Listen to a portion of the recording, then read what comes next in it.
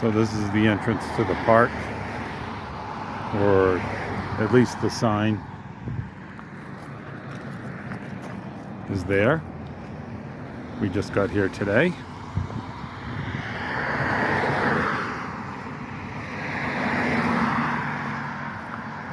And we want to get that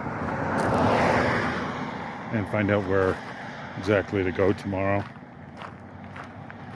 There's timed entries. The main park is 9 to 2. You need to have a timed entry, so we're going to try to come before 9.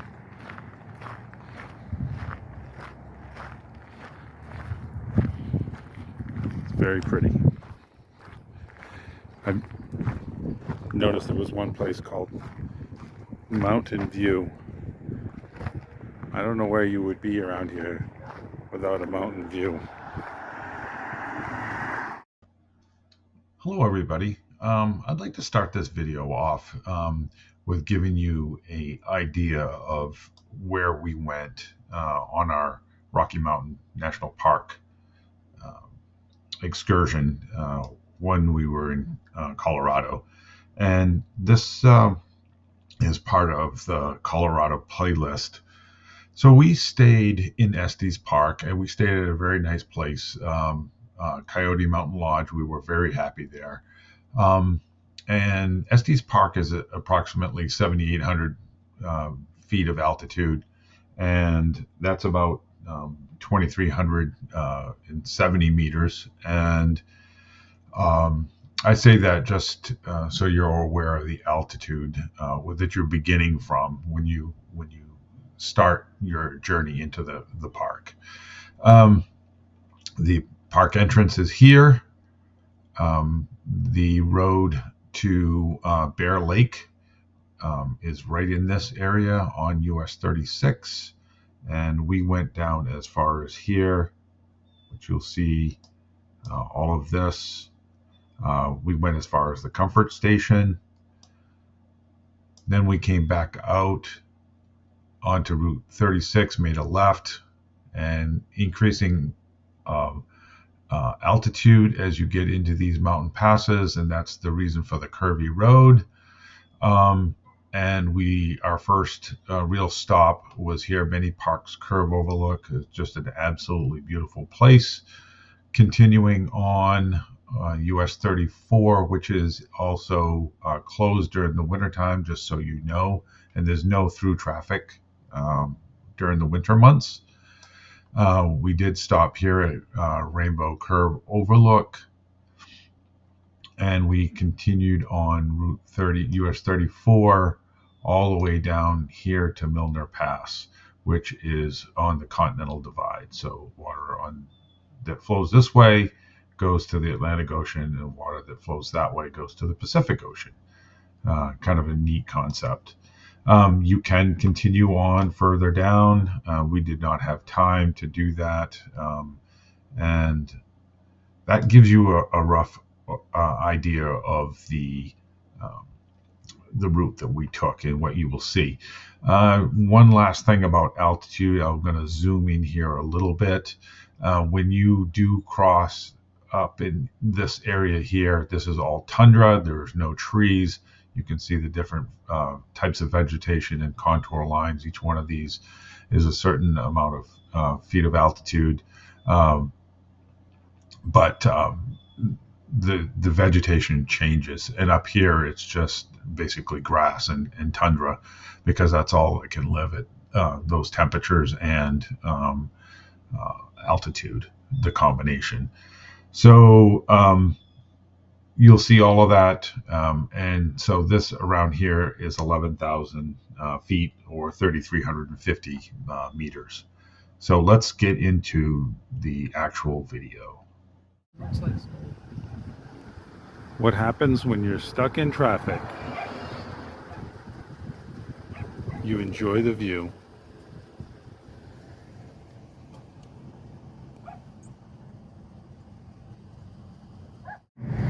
Well, we just went through the gate and had a really nice surprise. Turn left onto Bear Lake Road. And we got free entry for the vehicle for military service. Continue So for 9 miles. it was pretty cool, pretty awesome.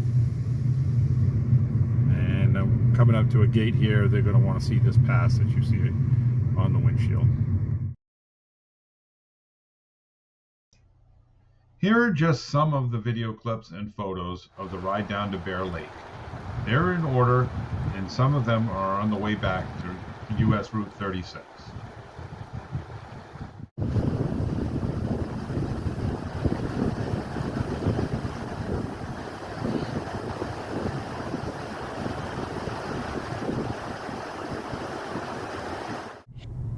So when you're seeing these trees from a distance across like a valley or whatever, this is actually what it looks like. And it's actually what's going on in that area. It's pretty impressive to be right in it. You can see it up close.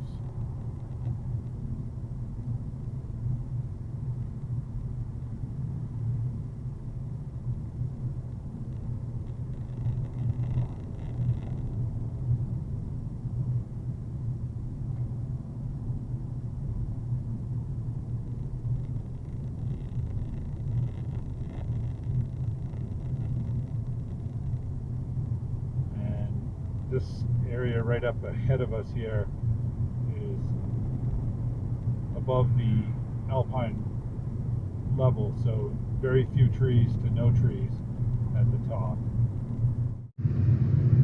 So this is the view going down. The battery on the 8-man died, so I'm switching back to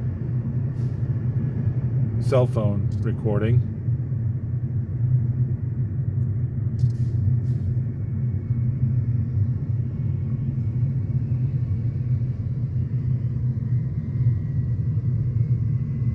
The parking lot was full, just like the sign said, so we have access to this area all day. We spent quite a bit of time on Route 34 on those other places I showed you earlier, so we never actually made it back down to Bear Lake.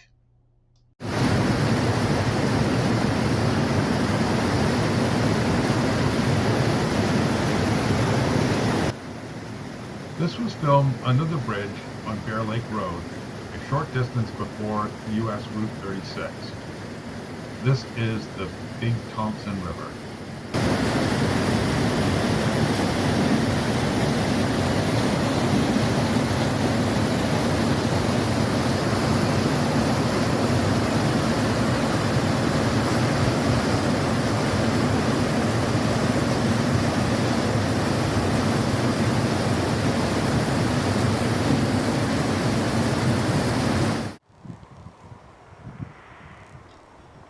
Back on Route 36, I kept seeing the shadows of passing clouds on the hillsides.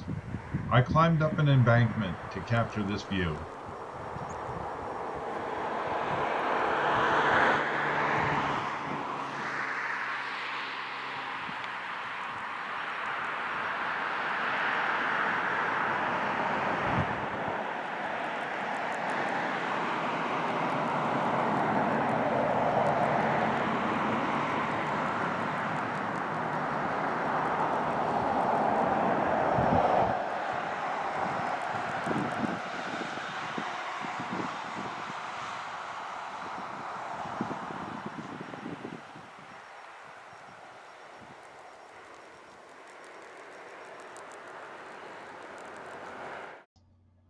This is now on US 34.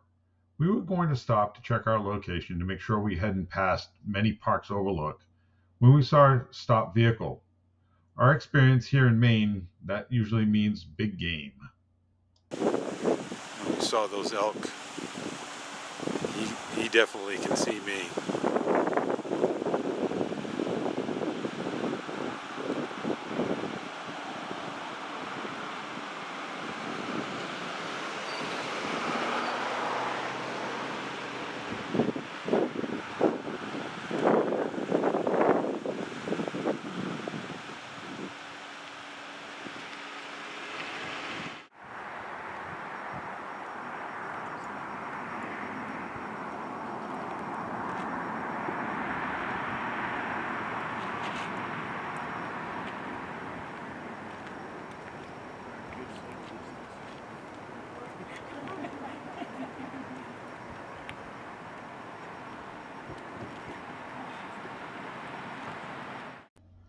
I thought at this point it might be a good idea to bring back the map, because when you look at these clips that are upcoming, both from here at many parks and then over here at Rainbow Curve, this gives that perspective of what you're looking at.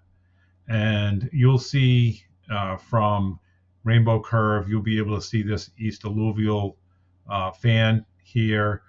From both places, you'll be able to see these nice big green plains as you see it here. And what is also interesting, what you don't see. So from Rainbow Curve, you won't be able to see many parks because of this mountain that's in the way. And then while we're over here on Rainbow Curve, the video actually shows this road, and you'll be able to see a car passing along here. So I think it's really instructive. And one other thing that was on the placards, I'm not sure if it was at Rainbow Curve or at many parks, but probably parks, I think. The reason that these things are called parks is because the French fur traders that came to trap beaver, I'm not sure, I don't remember when, but when they came, they thought these resembled parks in France, and it was the Parque, the French spelling, which has now subsequently been the translation into English with Park. So nice little thing to know. So keep a lookout for the roads and some of these geographical places that you see here on the map. All right, Professor, what's going on? We're here again. We're here? Yes. Is this the same place we were before? Yes. Always. I think this is called Many Parks View Point. There's no place to park coming from the way we were coming, so we do have a parking lot. It's a short little walk. So we've already passed by car. And you get to get kind of a glimpse right here of what there is to see. So we cross the road, and there's that rocky outcropping again. And this is a nice walkway.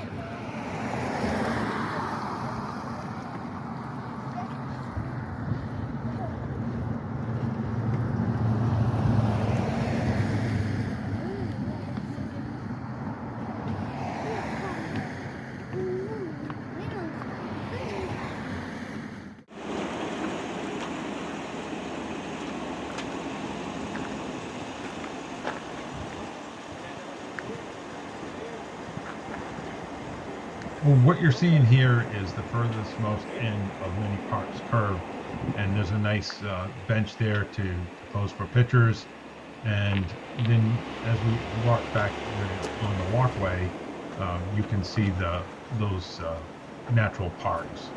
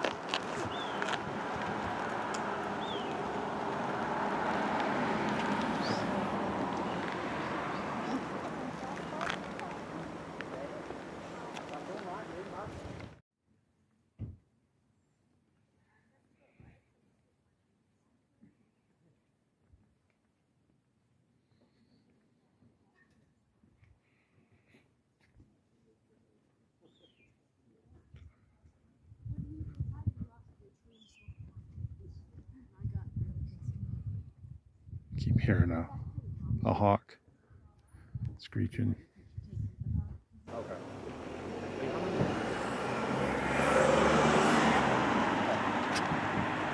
Now we've arrived at Rainbow Curve.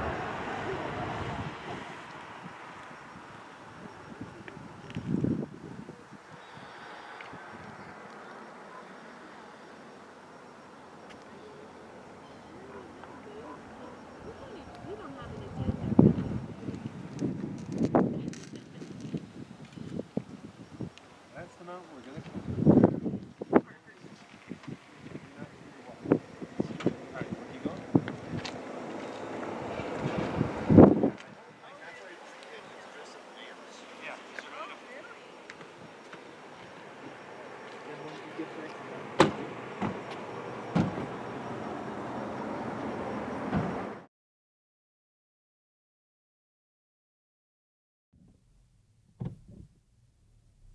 All right, so we're leaving Rainbow Curve, and I'm guessing it's because there's a curve.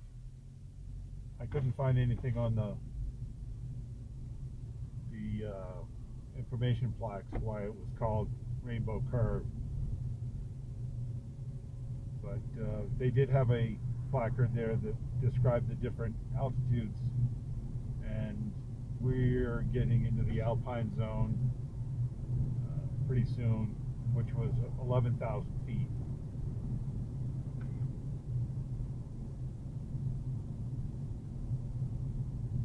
And that looks like snow. While looking at the mountains from Estes Park, we saw these white spots, and I asked a Denver resident if it was snow, and he said it couldn't be because it had been a really hot summer. It's so interesting how microclimates with cold nights and precipitation can keep snow and ice all year round. This was clearly snow.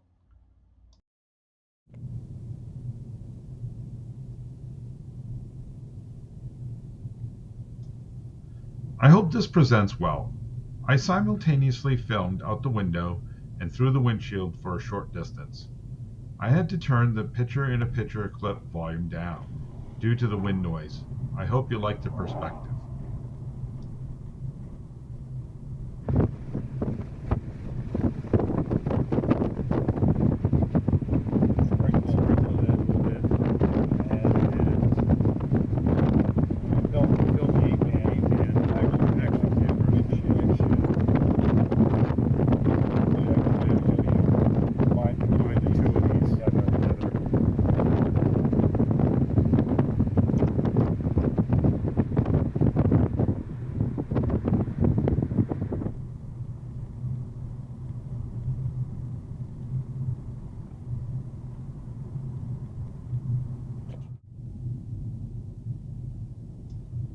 This is the rock cut that I pointed out in the last clip.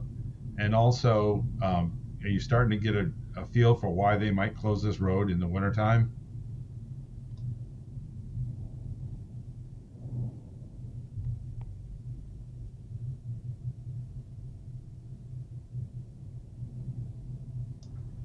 Remembering back to the beginning of the video where I pointed out that 11,000 foot, 3,300 meter altitude area? Well, here it is. It plateaus for a while, then the descent begins again. I walked around here and notice how short of breath I was just trying to talk as I walked up the path.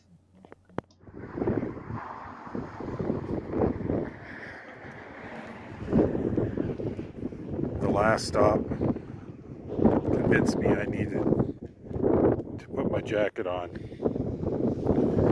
It is definitely chilly up here.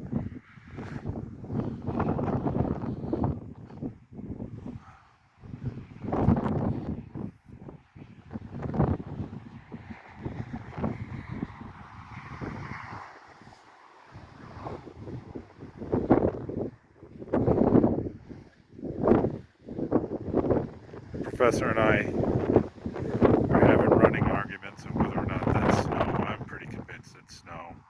Oh, and there's a lake down in that. Hopefully you can make that out, where that valley is.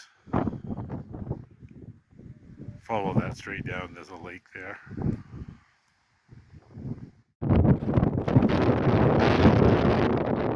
waiting for the upload. It's spinning.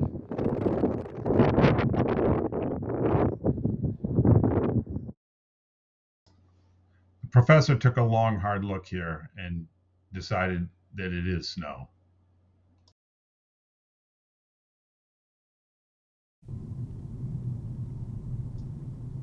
This video shows the reverse of what we had been doing. So we're going from the alpine zone to the subalpine zone.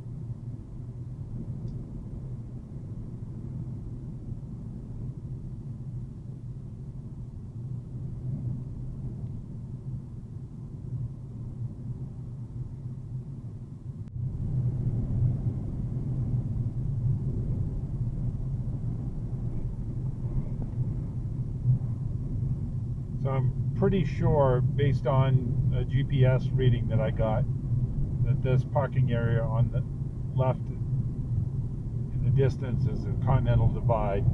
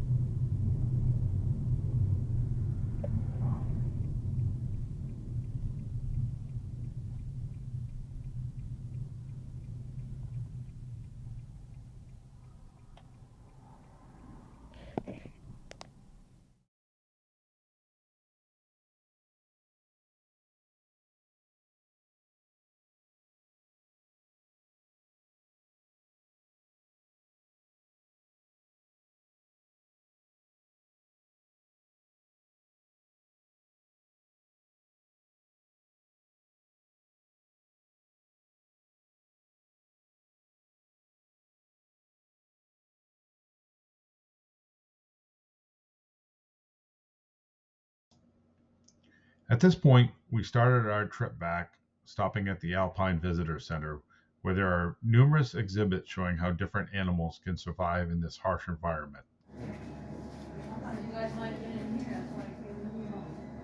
So tolerate, migrate, or hibernate.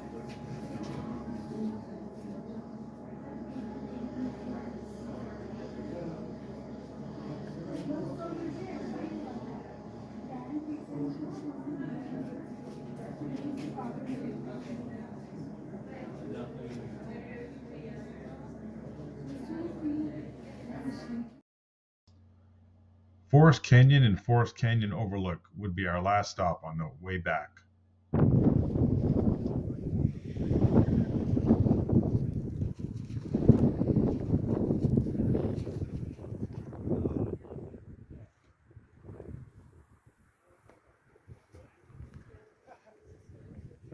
Breaking the clouds, it's brightened up.